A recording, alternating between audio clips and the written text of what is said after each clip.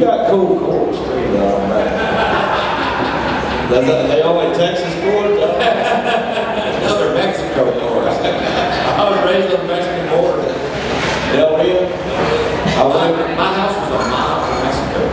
Y'all want to tell you a Del Rio story? There's thousands, but I went deer hunting in Akins, is it Akins? Akins, Mexico. And so we were getting all my stuff ready.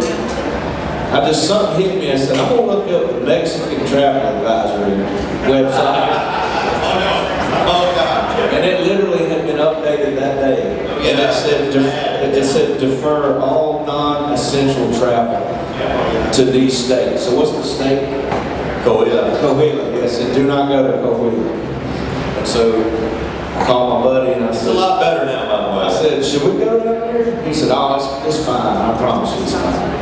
He said, I go down there every year. It's all good. So we fly down there and we hook up with the outfitter who's taking us over to the ranch, like a 30,000 acre ranch. And I asked him the same thing. I said, hey, I'm just checking. Because it said, don't go here. He said, oh, we're fine. It's all good. He said, only people getting in trouble is if you want to get in trouble. He said, you know, you're going to be on a 30,000 acre ranch, man, we're all good. And all right. So next morning we get up about 4 o'clock in the morning. He drives me and the guy, we're filming this for a hunting show. And it's just me and him sitting in camouflage blind in the middle of 30,000 acres. I got a bow there and he's got a camera. And our guy drives off. We're sitting there waiting on the sun to come up. Next thing you know, a car starts driving towards us. Like a 1978 Lincoln Town car that my granddaddy was driving with its lights off. I was like, what is this? Like, what's going on here, man? So we texted the guy and said, hey, the car is like 100 yards from us, drive by. He said, oh, that's probably one of the guys on the farm throwing out corn for the deer.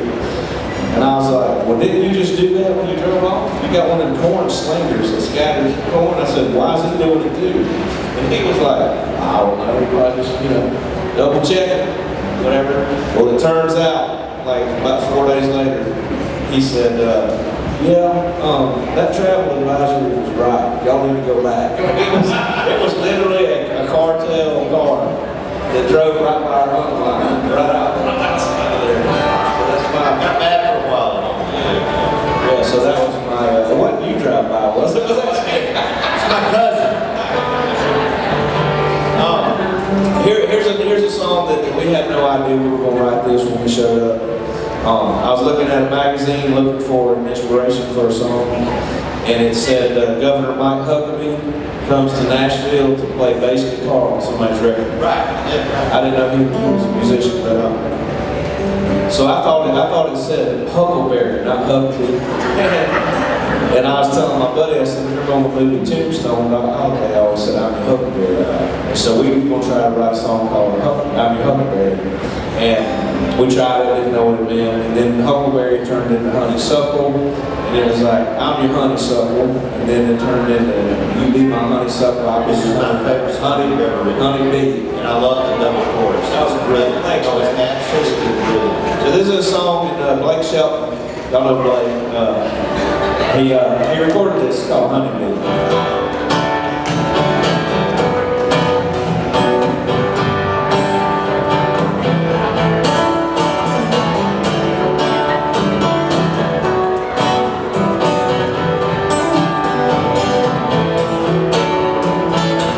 Girl, I've been thinking about us. No, I ain't good at this stuff.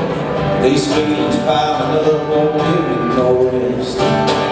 This might come out a little crazy, a little sideways, Don't know how long it'll take me, but I'll do my best. If you'll be my soft and sweet, I'll be strong and steady. You be